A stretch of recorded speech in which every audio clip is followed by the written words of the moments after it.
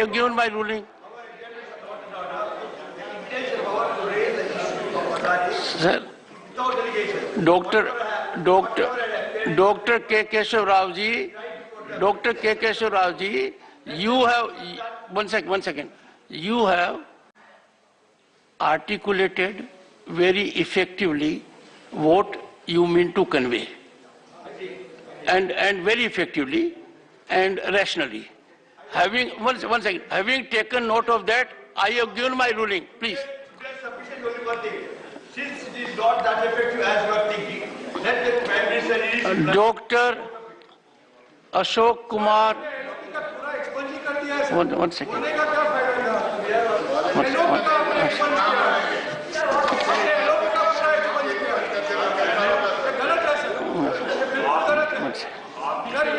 Honorable members, take your seat.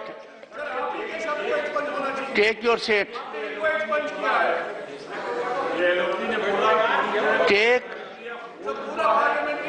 Would you take your seat now? No, would you take your seat? What do you mean by नहीं मान सकते? नहीं, what do you mean by being so judgmental? I'm surprised. नहीं, I'm surprised. बोलिए मुकुल जी. आप बैठिए. Let Mr. Mukul से. हमने आपको नोटिस दिया, आपने उसे खारिज किया. आपने कहा कि मौका मिलेगा, मोशन ऑफ थैंक्स पर आप कह सकते हैं. मोशन ऑफ थैंक्स पर एलओपी ने अपनी बात कही, उसको आपने एक्सपंज कर दिया. एलओपी ने कौन सी ऐसी बात कही जो असंसदीय है? बैठिए. एक मिनट बोले प्रमोद जी. बैठिए. अदर्स में take seat, please take seat. Parliament में, उड़ीसा असेंबली में, कर्नाटक असेंबली में मैंने 3-4 उदाहरण देखे. जो शब्द नेता विरोधी दल ने प्रयोग किए हैं वो पूरी तरह पार्लियामेंट्री है. यहीं बैठकर मनमोहन सिंह जी ने इन शब्दों का प्रयोग किया था और वो आपकी कार्रवाई में सम्मिलित है, आप देख लें. तो मैं सिर्फ ये कहना चाहता हूं, आप ही के आदेश का पालन हो रहा है कि भाई 267 में नहीं, जब राष्ट्रपति के भाषण पर चर्चा हो बोल लेना, उसमें बोल रहे हैं. तो वो भी अगर नहीं सुना जाएगा तो सर ये संसद का निर्माण जो हुआ है, इसकी जो परंपराएं हैं, आप हमेशा कहते हैं परंपराओं की रक्षा होनी चाहिए. तो मैं सिर्फ ये कहना चाहता हूं, उन परंपराओं की रक्षा करिए. वो जो भी शब्द निकाले गए हैं उन्हें कार्रवाई का अंग बना रहने दें, ये मेरा नम्र निवेदन. Honorable members,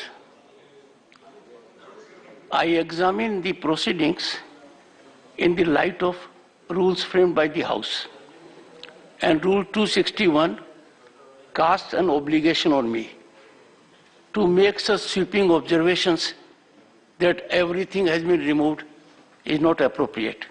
I expect the honorable members first to go through what has been expunged. I have one second. Sir, please. I would urge you again that we are in a house where some decorum has to be maintained.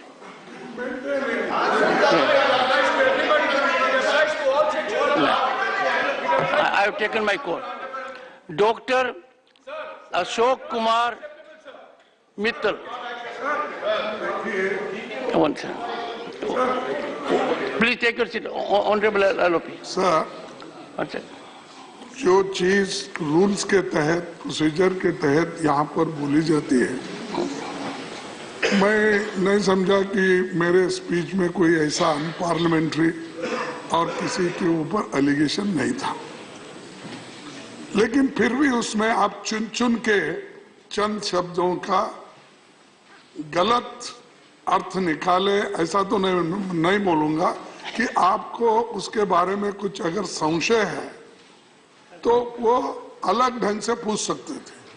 लेकिन आपने मेरे 6 जगह जो मैंने शब्द इस्तेमाल किए थे, मौनी बाबा और दूसरे, I would appreciate. What I have expunged should not be used.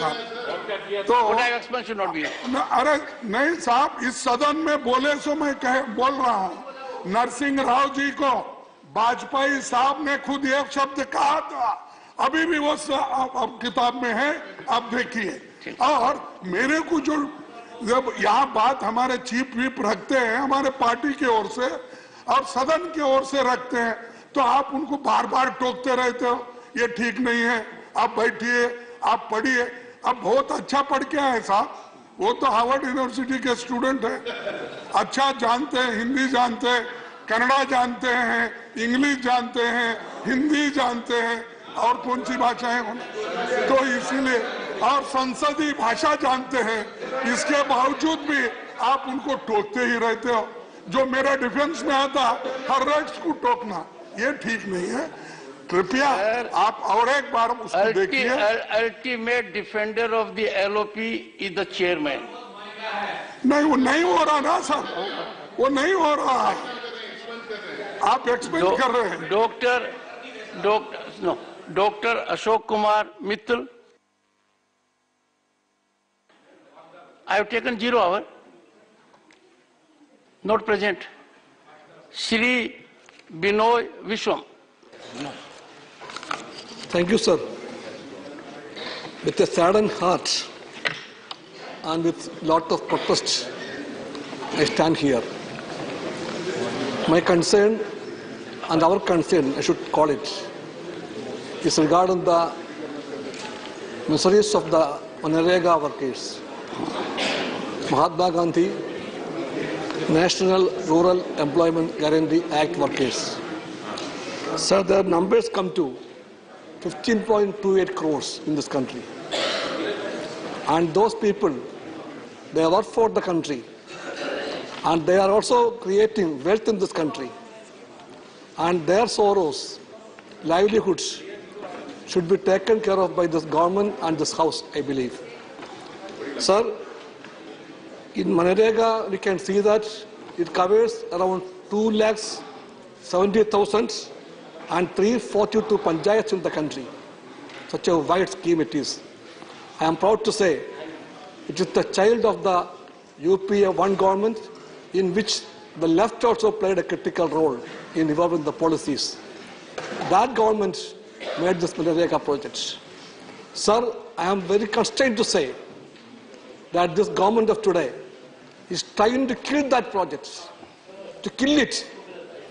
The budget presented here in the House, in the Parliament, by the Honorable Finance Minister has allocated only 60,000 crores rupees for that scheme. So that's a paltry amount. And that amount will not be enough to maintain this project for the poor people. So 10 days back, thousands of them came to the national capital under the banner of the AITUC for a struggle. So their demand was that, so simple it is, enhance the working days to 200 in a year. Out of 365 days, they demand only 200 days. Moreover, the minimum wage they demand is only ₹700. So today they are getting only 217 rupees. The finance minister and the ministers here and the chair, please tell us, how can a family live by this bigger amount? 217 rupees per day. They are not living, surviving. So please think of them and request the House and the government to take the matter seriously and see that at least this remuneration should be improved to ₹700 and the working days to be increased to 700 days and their minimum salary should be, wage should be 700 rupees per day. Sir, I am very sure that the government of the poor, as they claim, cannot forget this claim. Shri Imran Pratapgadi. कितनी आशाइशें हंसती रही ऐवानों में, कितने दर मेरी कहानी पे सदा बंद रहे। मेरे हाथों ने तो पोशाकें बिनी रेशमी, लेकिन मेरे कपड़ों के मुकद्दर में तो पैबंद रहे। सभापति महोदय, मैं आज एक ऐसे समाज और उससे जुड़े उद्योग का दर्द आपके सामने रखने के लिए खड़ा हुआ हूं जिसे बुनकर समाज कहा जाता है, जो अपने हाथों के उंगलियों के हुनर से धागे से धागा जोड़ता है और हमारे आपके जिस्मों के लिए लिबास बनाता है।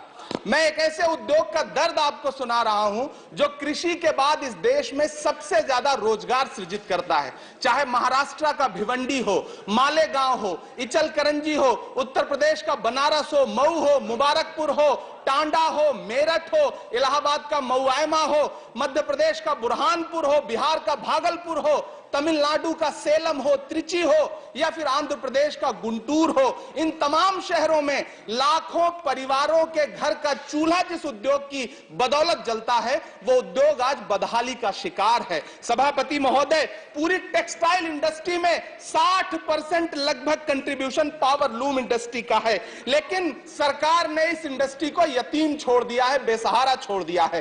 कांग्रेस की सरकार ने इसके सपोर्ट के लिए 30% कैपिटल सब्सिडी दी थी, लेकिन 2014 में जब भाजपा की सरकार आई तो उसे घटाकर 10% कर दिया और इन दिनों पिछले 6 महीने से उसे भी बंद कर रखा है। सभापति महोदय, गब्बर सिंह टैक्स यानी सरकारी भाषा में जीएसटी, धागों पर लगाई गई जीएसटी ने पूरी यौन मार्केट को फ्लैक्चुएट कर रखा है। सभापति महोदय, यौन मार्केट के फ्लैक्चुएशन ने यह दिखा दिया है कि उस पर सरकार का कोई कंट्रोल नहीं है और यह उद्योग उसकी वजह से ज्यादा तबाह हो रहा है।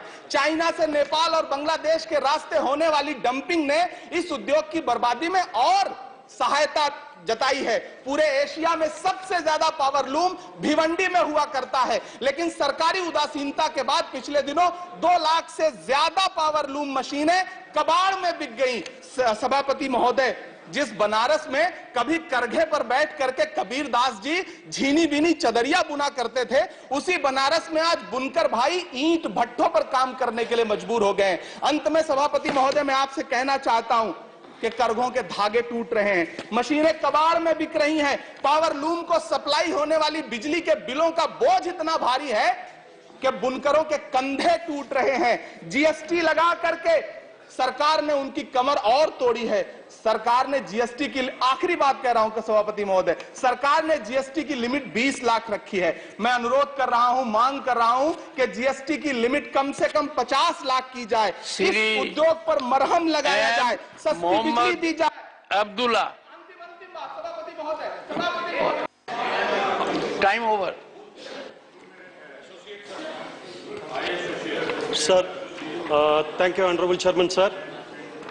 Sir, my hometown Pudukkottai, the royal province which existed between the year 1680 to 1948, was the first princely state that signed the instrument of accession on 3rd March 1948 after independence. His Highness Raja Sir Rajgopala Dondaman Bagadur was the princely state 9th and the last crowned ruler. He was the first king who signed the instrument of accession with the independent India wholeheartedly with his total treasury amount currently located at Pudukkottai district. Additionally, he selflessly donated his royal palace for the functioning of the district collectorate at the request of the then Chief Minister, Dr. Kalaignar. He also served as a president of Tamil Nadu Cricket Association, Kodaikanal Boat and Rowing Club also.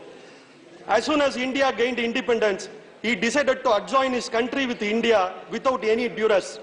His Highness Raja Sir was honored with many royal medals by the government. He died on 16th January 1997 at the age of 74.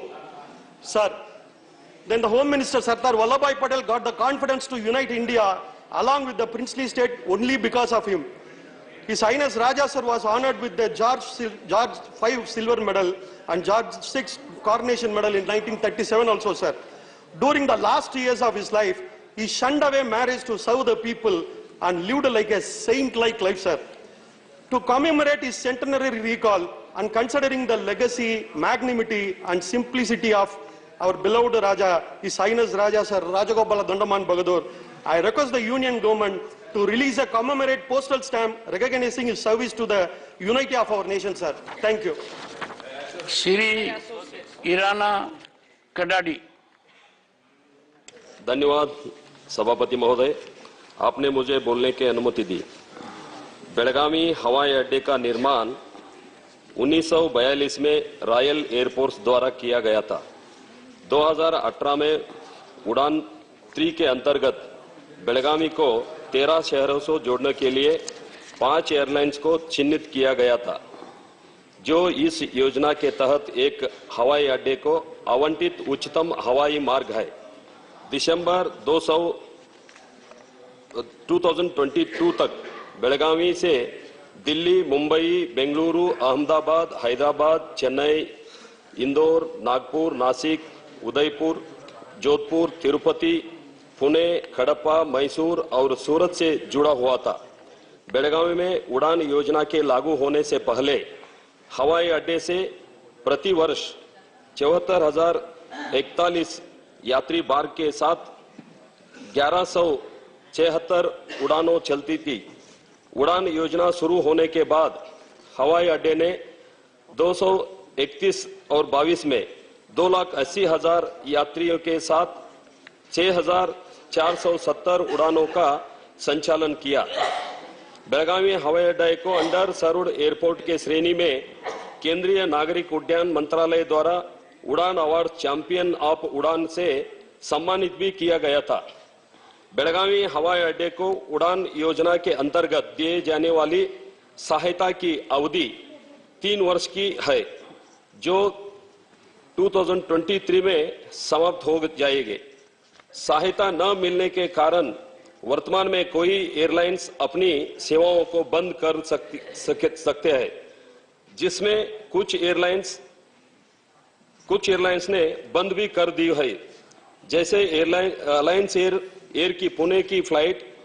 इसके अतिरिक्त कुछ और वजह से spice jet Delhi की मुंबई, हैदराबाद, बेंगलुरु की flight, true jet की तिरुपति, कड़प्पा, मैसूर, हैदराबाद की फ्लाइट, इंडिगो की चेन्नई की फ्लाइट, स्टार एयर की नासिक की फ्लाइट, दिल्ली तक चलने वाली फ्लाइट नॉन उड़ान रूट के अंतर्गत थी। दिल्ली वाली फ्लाइट का पैसेंजर लोड प्रतिदिन लगभग 280 यात्रियों आना और जाना मिलकर था। उसके बाद भी इस फ्लाइट को बंद कर दिया गया और बंद किए सभी रूट के पैसेंजर लोड काफी बेहतर था। बेलगावी कर्नाटक का दूसरा सबसे बड़ा जिला है। यह जिला कर्नाटक, गोवा, महाराष्ट्र तीनों राज्यों के सीमा पर स्थित है। बेलगावी प्रशासनिक दृष्टि से बहुत अधिक महत्व रखता है। प्रतिष्ठित बेलगावी में स्थित है। प्रोफेसर मनोज कुमार झा। शुक्रिया सभापति महोदय, एक अत्यंत महत्वपूर्ण विषय की ओर आपने मुझे मौका दिया बोलने के लिए। ये एक ऐसा विषय है माननीय सभापति महोदय जिसमें पक्ष और विपक्ष में कोई विभेद नहीं हो सकता, मतभेद नहीं हो सकता, और ये मैं संपत्ति और आय के ह्यूज असमान वितरण के संदर्भ में ये बात कह रहा हूं। माननीय सभापति महोदय, कई हमारे मित्रों ने भी चर्चा की और मुझे खुशी है इस बात की माननीय वित्त मंत्री साहिबा भी हमारे समक्ष हैं। और दिक्कत की बात यह है सर कि हम 5 ट्रिलियन की इकोनॉमी बन जाए, लेकिन असमानता के महासागर में समृद्धि के कुछ टापू हो और पूरा का पूरा देश असमानता के उस महासागर में गोते लगा रहा हो, तो ये उचित नहीं है सर। 5% अभी जो रिपोर्ट आई है, मैं जानता हूं आप कहेंगे आजकल ऑथेंटिकेट करने के लिए तो मैं लेके आया हूं, लेकिन मेरी वाली कॉपी वापस करवा दीजिएगा सर जी। 5% भारतीयों के पास 60% संपत्ति है, उनकी संपत्ति से कोई भेद नहीं है। दिक्कत यह है कि 50% के पास सिर्फ 3% है। जब कोरोना में लोगों की आय घट रही थी सर, हमारे देश में करोड़पतियों और अरबपतियों की संख्या बढ़ रही थी। सर, ये अनायास नहीं होता है, ये सायास होता है। जिस समाज में धन और संपत्ति का इस प्रकार का असमान वितरण हो, हमारे पुरखों को अंदाजा था sir. Directive principles of state policy में आर्टिकल 39 क्लॉज सी, और मैं बार बार जब वित्त मंत्री जी के बजट पर मैं बोलता हूं, आग्रह करता हूं कि इसके नजरिए से बजट बनाइए। कुछ भी होगा, अगर हम इसको ना भरपाई कर पाए तो दिक्कत होगी। हमारे देश में भी सर सन 85 तक एक इस तरह के टैक्स की व्यवस्था थी, वेल्थ और इनहेरिटेंस। कई विश्व की अर्थव्यवस्थाओं में ये व्यवस्था है, क्या हम इसे वापस नहीं ला सकते सर? इस एक छोटे से प्रोग्रेसिव टैक्स के बाद हमारे पास एक इतनी बड़ी संपदा होगी, इतना बड़ा पूल होगा कि वित्त मंत्री साहिबा को डेफिसिट नहीं देखना पड़ेगा। आप जो कुछ करना चाहते हैं लोक कल्याण के लिए, आप कर पाएंगी। मैं समझता हूं कि सर, धनिकों के आधार पर, सुपर धनिकों के आधार पर जिस भी समाज ने अपने निर्माण की नींव रखी है, उस समाज में क्रैक्स आए हैं। सर, ज्वालामुखी की तरह धधक रहा है असमानता का पूरा मसला।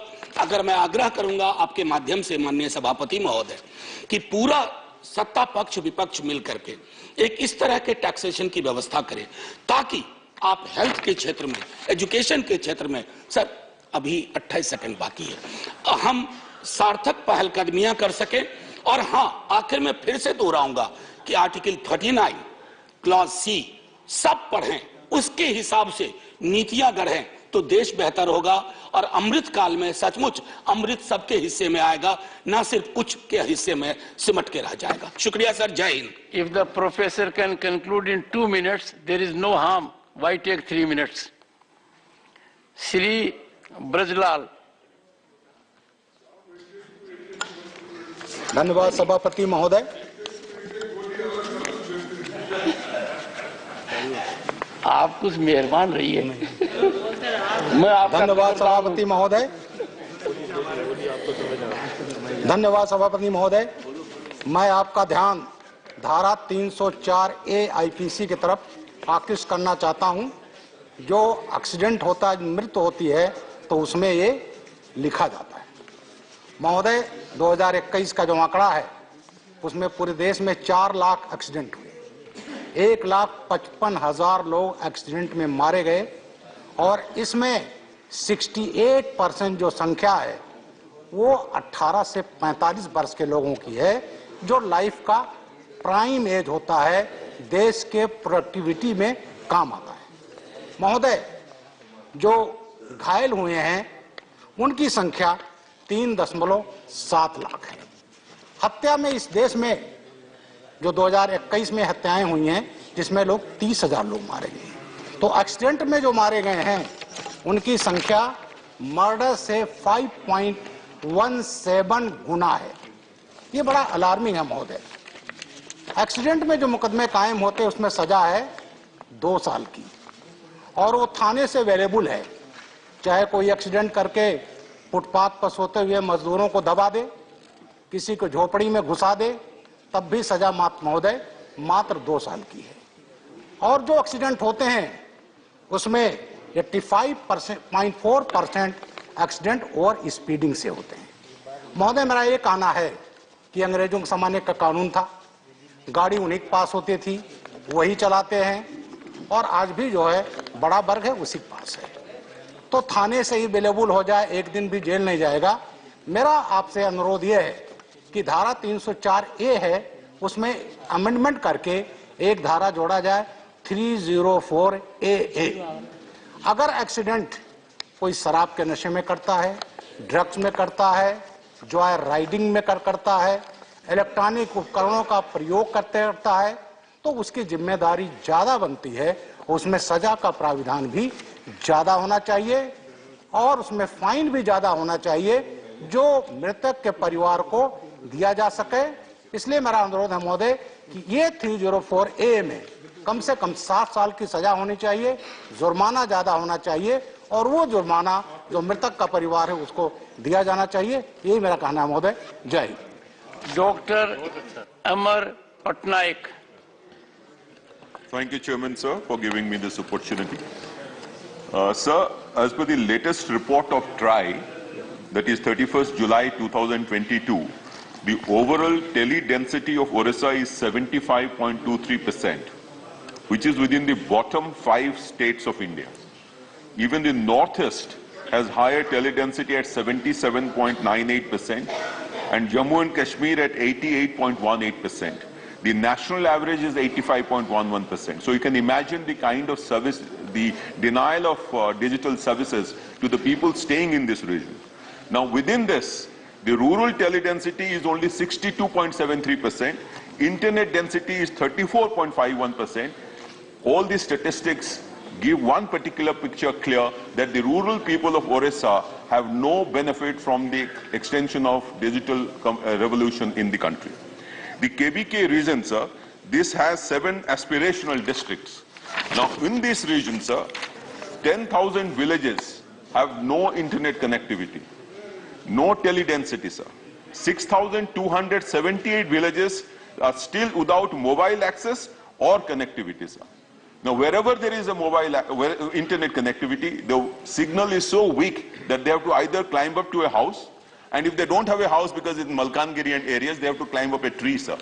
Now, in this kind of a scenario, sir, it was envisaged to install towers, mobile towers, and there was a proposal for it.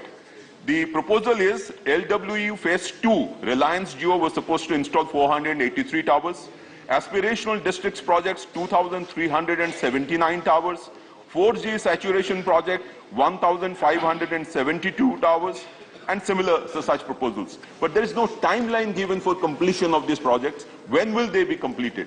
Similarly, sir, the BharatNet project, sir, now this, the government of Orissa had asked for approximately rupees 327 crore under the special assistance for increasing utilization of BharatNet Phase 2 in the state. These funds have also not been released.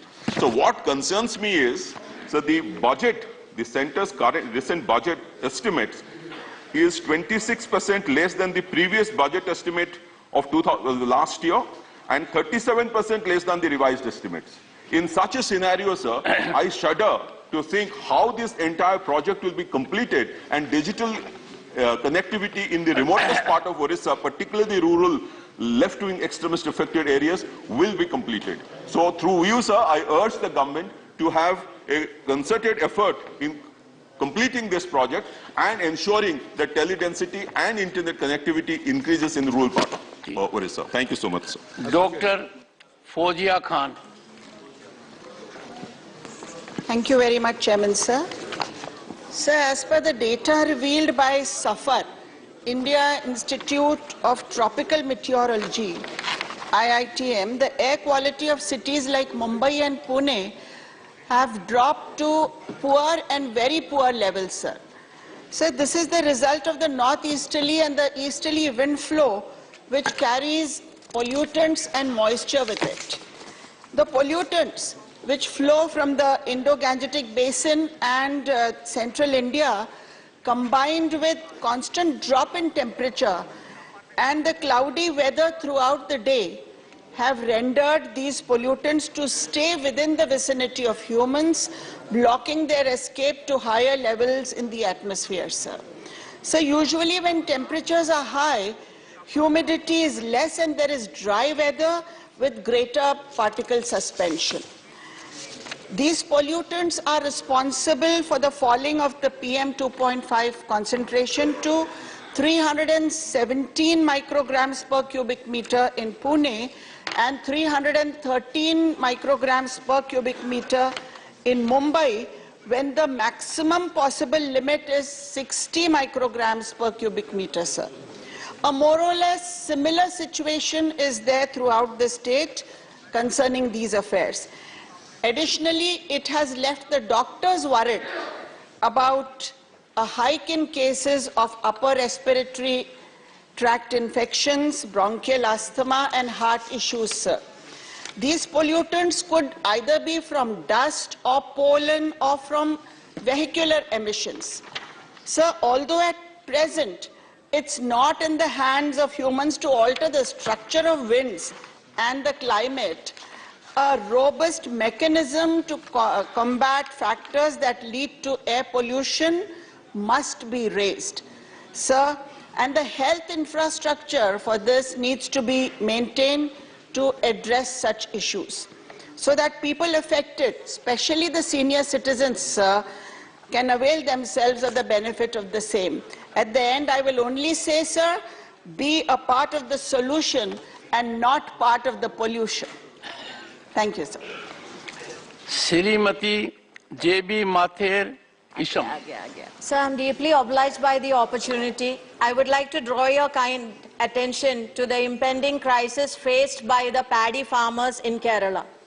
Sir, the paddy farmers in Kerala, the state corporation had procured 482 crores worth of paddy, but unfortunately only 45 crores have been paid to them.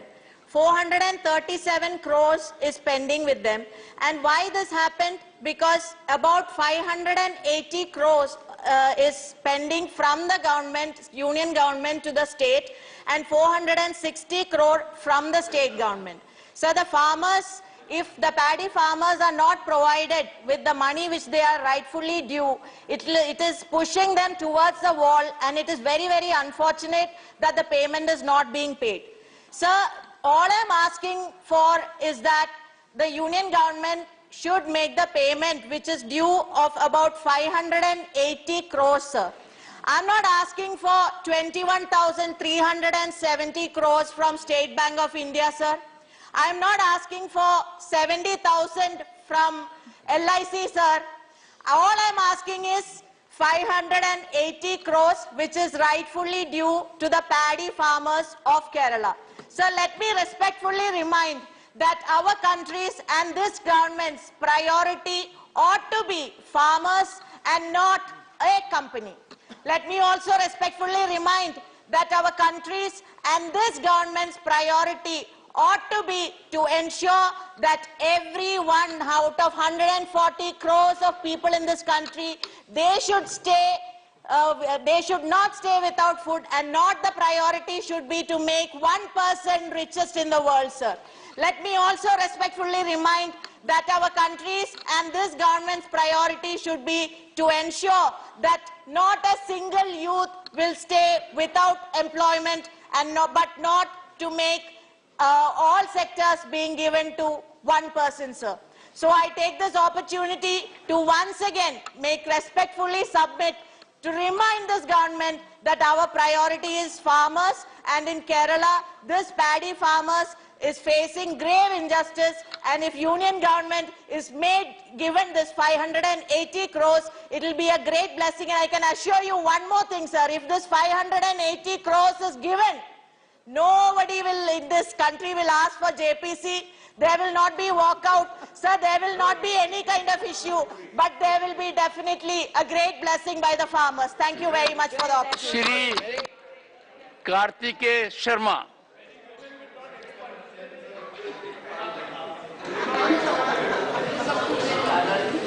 Thank you, Honorable Chairman, sir. I want to bring to the attention the need to ensure protection of all rights of patients from the arbitrariness of private hospitals. Indian Constitution guarantees fundamental rights to each and every citizen of India. Article 21 of the Constitution of India guarantees a fundamental right to life and personal liberty. The Constitution of India does not expressly recognize the right to health as a fundamental right under Part 3 of the Constitution. However, through judicial interpretation, this has been read into the fundamental rights to life and personal liberty, Article 21, and is now considered an inseparable part of the right to life. The right to health is inherent to life with dignity. Article 39E, 41 and 43 of Directive Principles of State Policy put the obligation on the state in order to ensure the effective realization of the right to health. Despite constitutional provisions of the right to health care, private hospitals deal with the citizens in an arbitrary manner and violate their basic rights. If the patient's family is unable to bear the hospital expenses, it has been noticed in most of the cases that until a patient or his or her relatives end up paying the bill, the patient is not discharged and held in the hospital even if they are unable to do so. For instance, in November 2020, a woman patient after her delivery was held by a private hospital at Kushinagar in Uttar Pradesh for not paying the hospital bills. The patient's family had to approach the police administration in order to get the women free from the hospital. In August 2019, another patient was held by the Polo Spectra Hospital of Delhi for non-payment of bills post-surgery. Not only this, there have also been many cases of seizing dead bodies. Such an incident reported last year from the Shahdol district of Madhya Pradesh, where the doctors of the Devanta hospital took the dead body under their charge, and just because the relatives of the deceased could not pay the hospital bills in time. Similar cases are also being registered from other parts of the country, where the patients are met with inhumane conditions. Certain cases have been brought to light where patients have been tied to the bed by the hospital administration for non-payment of bills, and doctors ignored the patient's health by showing negligence in their treatment. In this regard, the Devesh Singh Chauhan versus State in the other cases, Delhi High Court in 2016 held that no hospital can hold a patient under any circumstances, even if it is a case of non-payment of bills. Along with this, it is also unambiguously mentioned in the Charter of Patients' Rights prepared by NHRC that the patient has the right to be discharged. Patient cannot be held by the authority of the hospital under any circumstances. The report on the Competition Commission of India in 2021 states that the charges of renowned hospitals like Delhi, Fortis, Max, Apollo, Sir, Gangaram, St. Stephen's, etc. are very high. These hospitals charge thousands of times more. Dr. Shantanu Sen. Thank you, respected Chair. Good morning, one and all. My topic is on the amount that the government of West Bengal is supposed to get from the central government, which is definitely known to you, sir, that as because you happen to be our learned and beloved governor at that point of time. Sir, on 18th of November 2021, our Honorable Chief Minister has met with our Honorable Prime Minister, and thereafter on 5th of August 2022, once again she has given all the documents, which has shown that there was a dues amount of 1,968 crores, sir. If we can categorize for the welfare project like Narega, it was 6,561 crore. For Amphan calamity, it was 4,200 crore. For COVID and other natural calamities, it was more than 6,000 crore. For Narega, I have said for PM Awas Yojana, it was more than 9,000 crore. For PM Gram Sadak Yojana, the dues were more than 2,000 crore. For midday meal, the dues were 174 crore. For Swachh Bharat Mission, it was 344 crore. For food subsidy, it was more than 1,200 crore. For PM Janavikas Karyakram Yojana, it was 44 crore.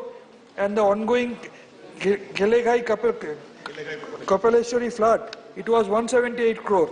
Said, since then till now, only a meager amount has been cleared, sir. At the same time, sometimes the funds are getting released at the fag end of the financial year, leading to complication so far the implementation of the project is concerned. So far the PM Awas Yojana is concerned, till date, we are supposed to get the first installment for more than 11,33,000 houses, sir. So far the Narega is concerned, we have seen there has been a slash down of this budgetary allocation by 33%, though it is the largest social welfare project, sir. We can easily record the PM's comment regarding Narega, but unfortunately, we are yet to get a huge amount for this Narega project, sir. Sir, though West Bengal happens to be one of the best performing states, but because of political vendetta, West Bengal has been facing this financial blockade from this government of India, sir. Sir, we have been facing several central agencies. Midday meal is facing CAG audit, but PM Chaos Fund is not facing any CAG audit, sir. This is very unfortunate, sir.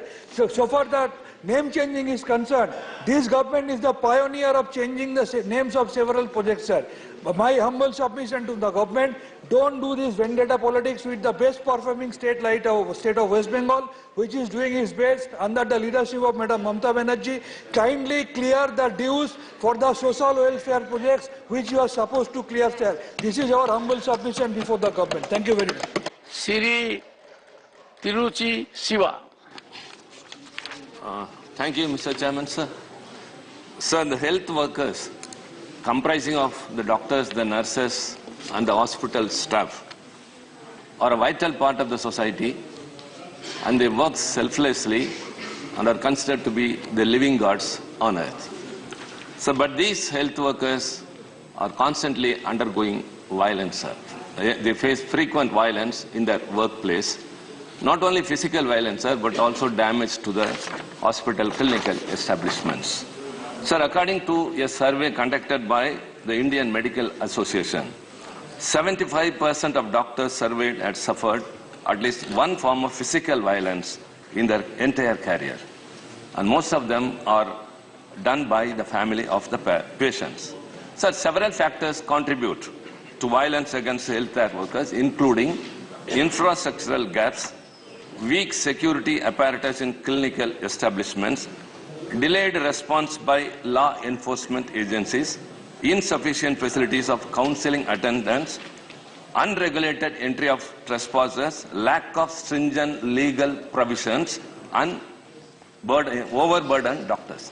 Sir, an amendment was made in the year 2020 in the Epidemic Diseases Act, despite that, sir, the intensity is increasing day by day. Sir, the amendment merely safeguards also only violence against the situation during an epidemic situation. Sir, I urge the government, it should proactively work towards ensuring a safe environment for the health workers. Sir, it has to consider adding norms for hospitals to have security measures, including CCTVs and well-defined restrictions on the entry of visitors, and must also include cyber trial. Additionally, sir, these offences should be made as non-bailable. At present, sir, these cases are dealt only by very lenient IPC sections. Sir, before the punishment is given, everything gets lapsed. Sir, 21 states and union territories already have a law in place, but we need a law at the union level, sir, to have a uniformity. Sir, the increasing frequency of cases is not only detrimental to them, sir, but of course, it shatters the edifice on which a doctor-patient relationship results, which is their faith. Sir, their dedicated involvement may also get disturbed. So taking all these into consideration, sir, the government, I urge again, ought to introduce a legislation in their favor that will instill the long-last confidence in the minds of the medical fraternity. Thank you very much. Shri Rajendra Gehlot.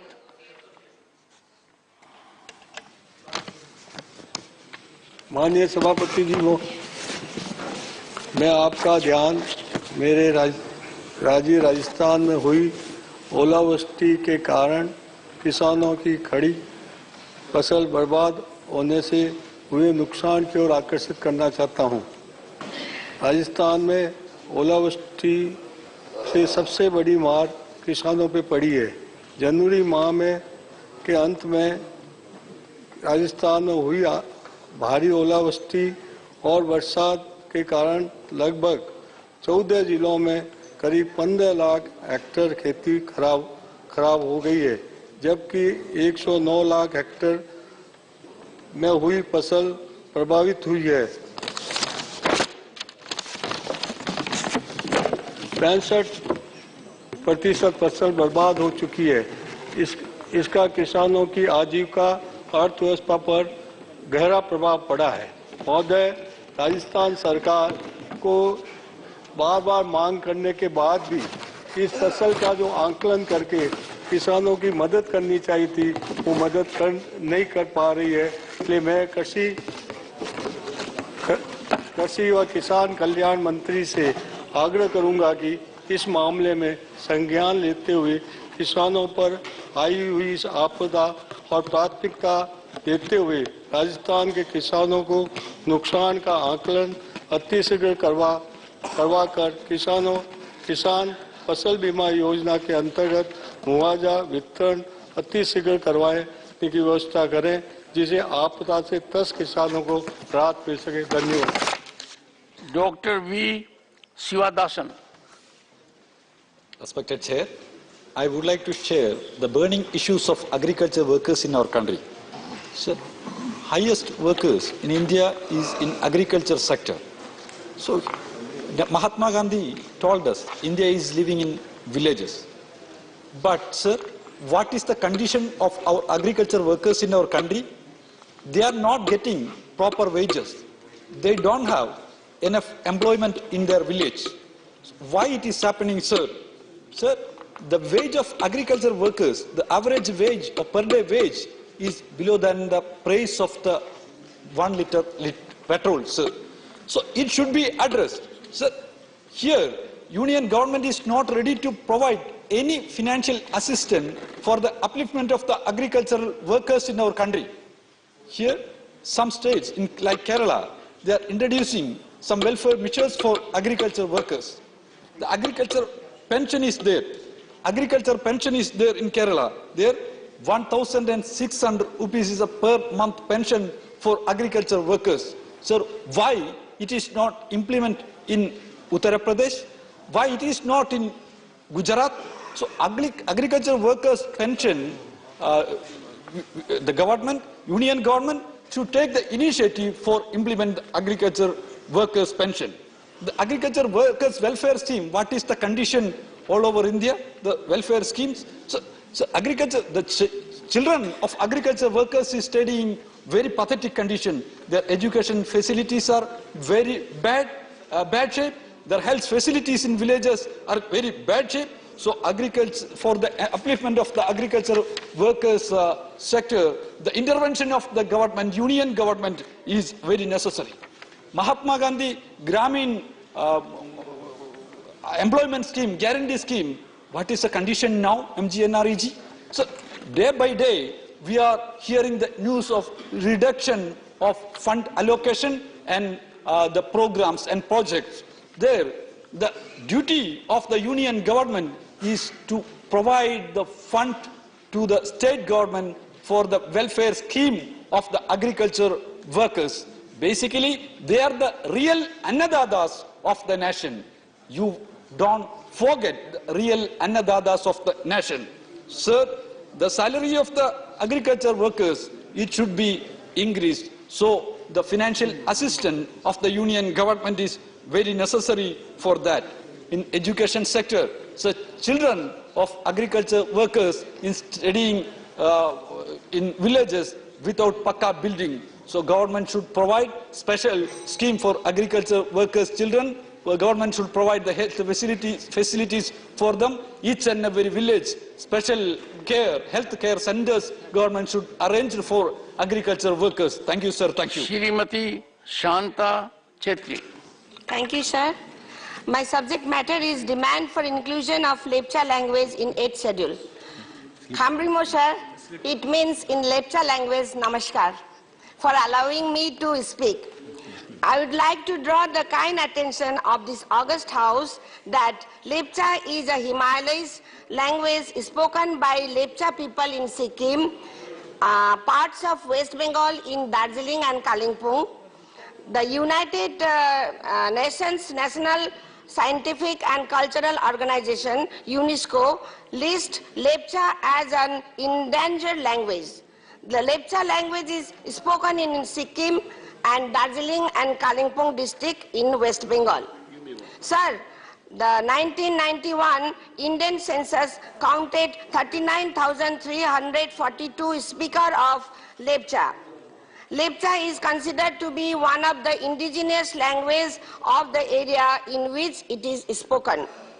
Lepcha people have their own indigenous script. I humbly urge the August House to draw the kind attention of the Honorable Prime Minister to include the long pending demand of Lepcha people to include their language in 8th schedule. This will ensure the preservation and growth of the rich language. Toksimo, sir, that means thank you. Dr.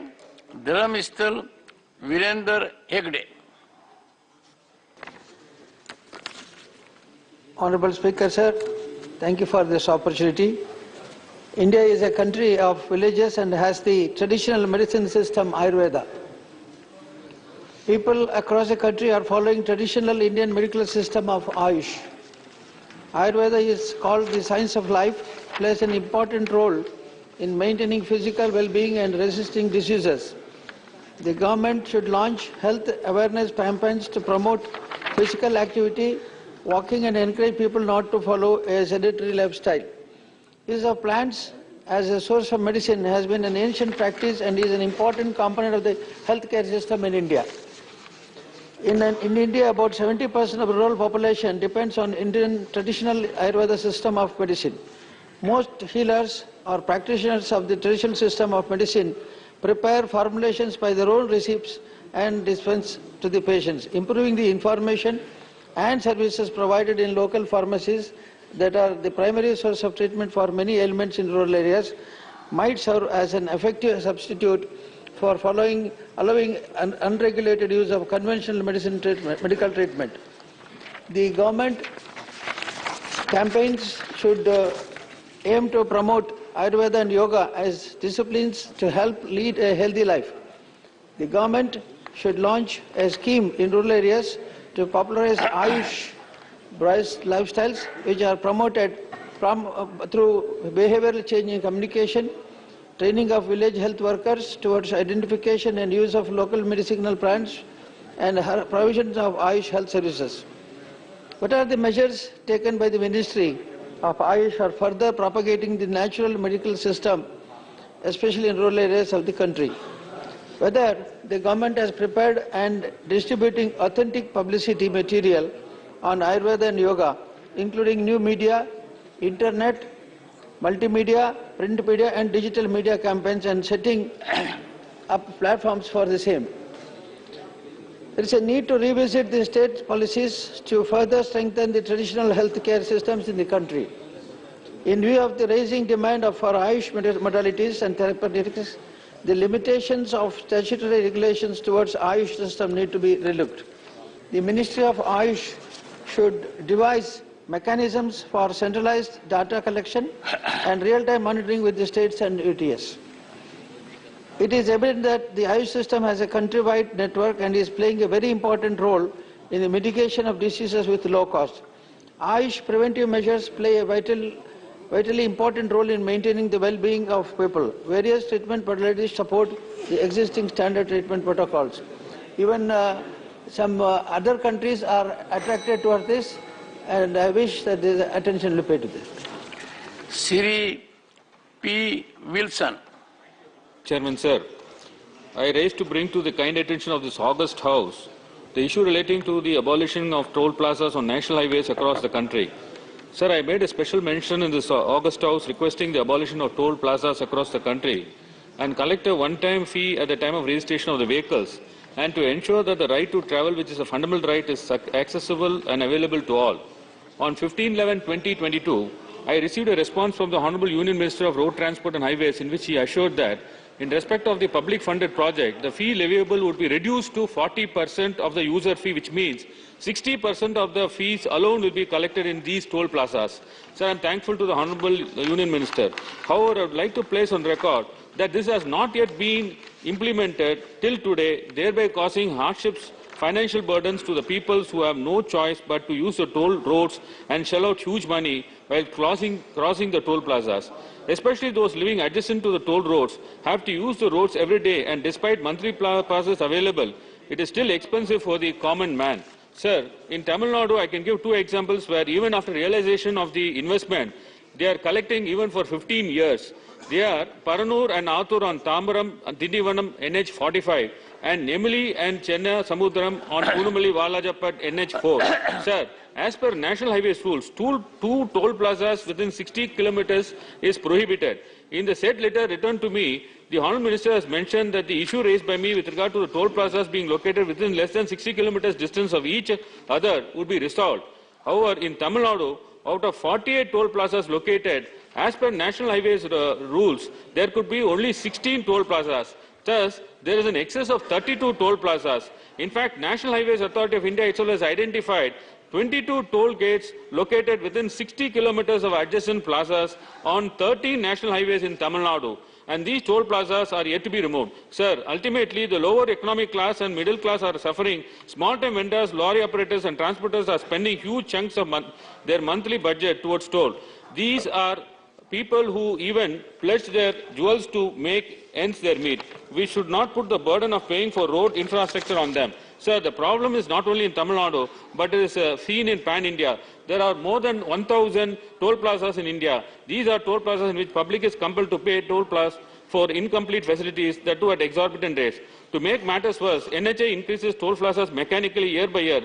There is no independent regulatory authority which determines the toll fees. The formula adopted to justify periodical increase of toll fees is higher unscientific, no rationality and is highly arbitrary.